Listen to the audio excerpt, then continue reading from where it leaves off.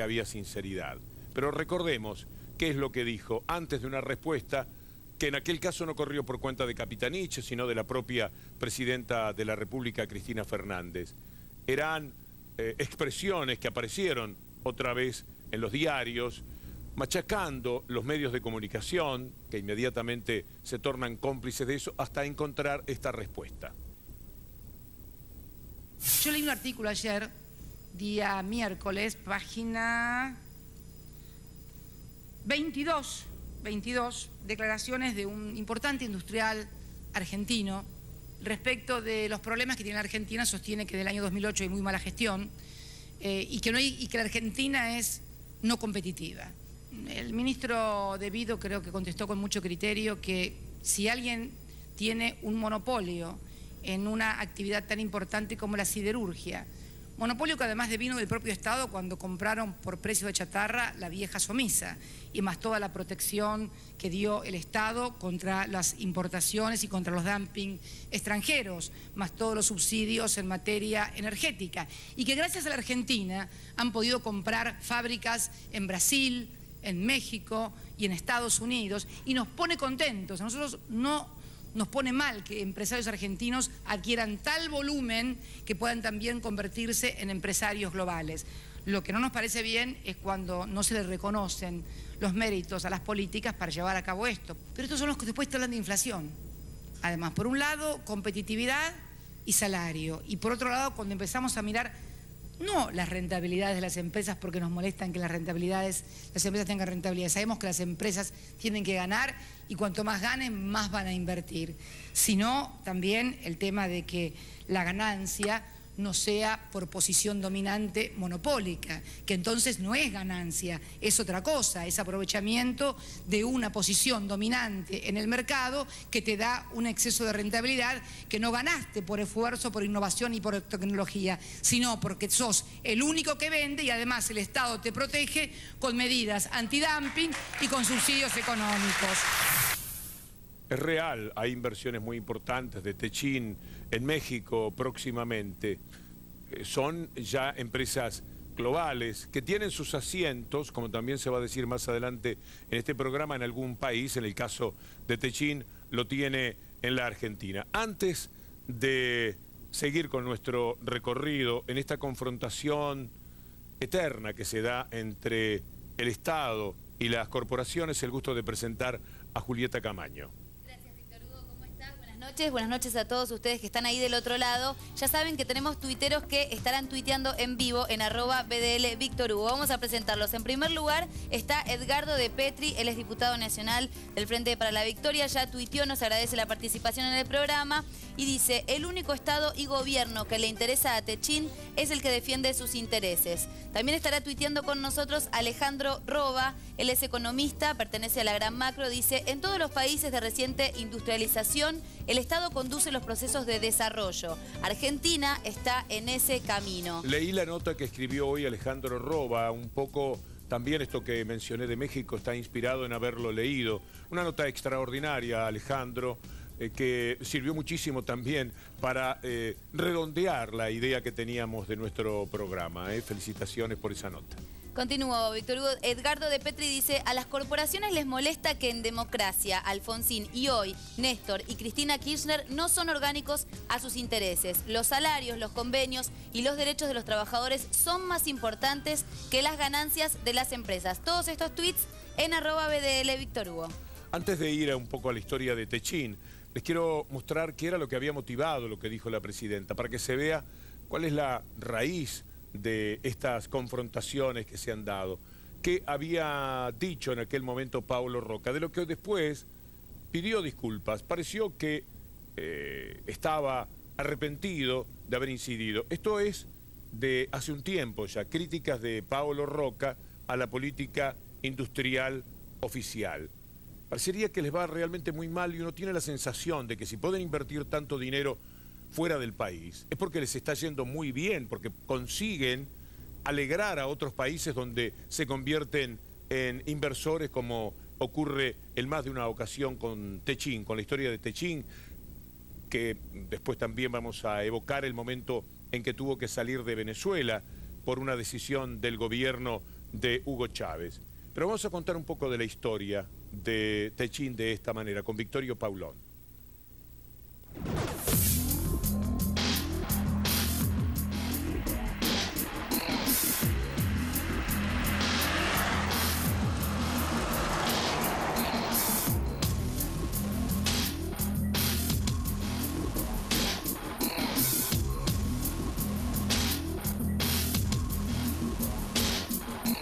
Aquí estamos en la ciudad de Villa Constitución, que está en el corazón del cordón industrial que va desde Puerto San Martín, San Lorenzo, hasta la ciudad de Campana. Centralmente son siderometalúrgicas, todas ellas nacieron al calor de lo que fue el desarrollo de Somisa, que se llamaba la madre de industrias, y la zona de San Nicolás y Villa Constitución se lo llamaba el talón de acero, porque estaba en el taco de la bota, y aquí se concentraba prácticamente el grueso de la producción siderúrgica argentina.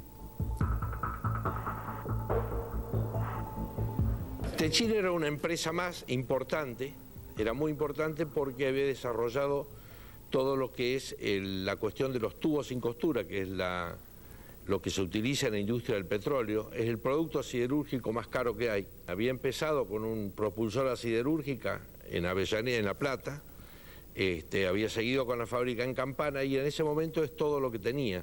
La dictadura militar no solamente salió de aquí uno de los principales actores, que fue el ministro político, el ministro de Economía, pero el ministro político de la dictadura, que fue José Alfredo Martínez de Oz, presidente del directorio de Asindar en la época, que dejó ese cargo vacante para ocupar el Ministerio de Economía de la dictadura de Videla. Tanto lo que fue el Grupo Techín como el Grupo Asindar son los que a la salida de la dictadura concentraron todo el mercado siderúrgico argentino, que antes del golpe contaba con más de 30 firmas diferentes: Santa Rosa, Genaro Grasso, Gurmendi, Navarro, Heredia, es decir, eran todas pequeñas firmas nacionales que fueron absorbidas en ese proceso. Bueno, lo que nos está diciendo Victorio Paulón es algo muy parecido a lo que sucedió con los medios de comunicación, es decir, uno que se queda prácticamente con todos, es decir, como un Pac-Man se come a los demás, y esta es la historia que nos estaba contando recién.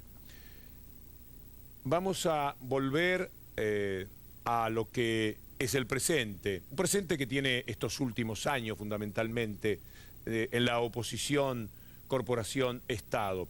Lo vamos a hacer con un recuerdo muy particular de cuando se dio la confrontación aquella por la cual el Estado, el gobierno, quería estar dentro, porque le correspondía, de Techín. Aquella oposición muy fuerte que hubo por los directores, cuando se señalaba que el gobierno, el Estado, se quería quedar con la caja de Techín.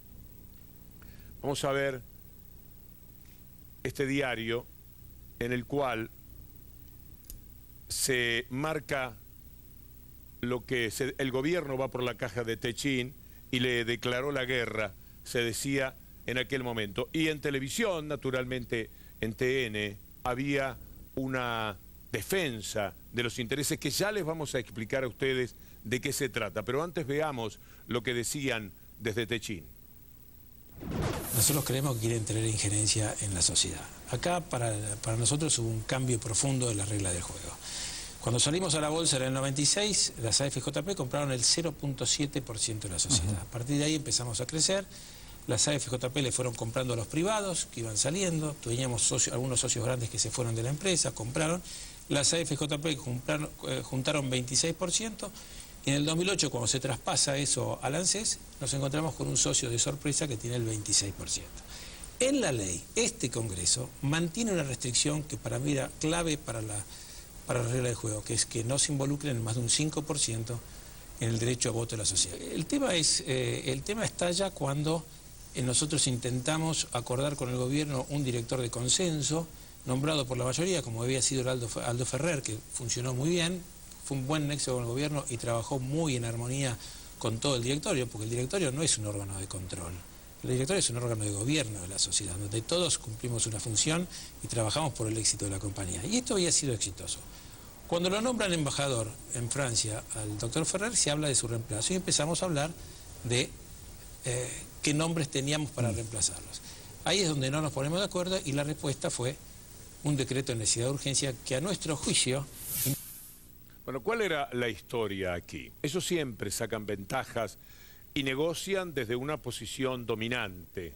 Así como el grupo Clarín vendió el 9%, conocen bien la historia, sus acciones a las AFJP, también lo hizo la gente de Techín, el 26%, pero con un detalle muy interesante, solamente podían tener voz y voto como si hubieran puesto el 5%. Supongamos, de 1.000 pesos habían puesto 260 desde las AFJP, pero tenían derecho a incidir en la vida de la empresa como si hubieran puesto 50 pesos. Esta es la relación de fuerzas que se daba. Cuando llega el Estado, al principio se acepta esto, porque siempre hay un cierto descuido de pronto, porque tendría que haber sido corregido en el mismo momento. De allí viene la puja luego, cuando el Estado por decreto dice, vamos a ir a lo que nos corresponde.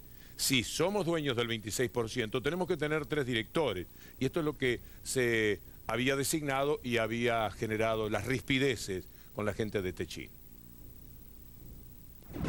Tenemos que hablar de la postura del gobierno, de cómo cuestionó estas objeciones que ha hecho la empresa Techín a que haya representantes accionarios del Estado en el directorio de Siderar.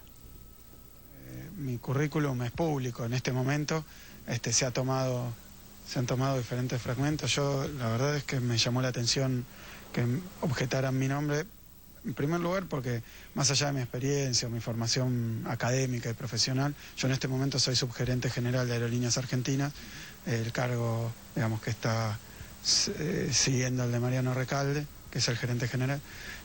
Pero independientemente de mi experiencia concreta, me parece que yo el papel que voy a tener ahí es representar una política de Estado.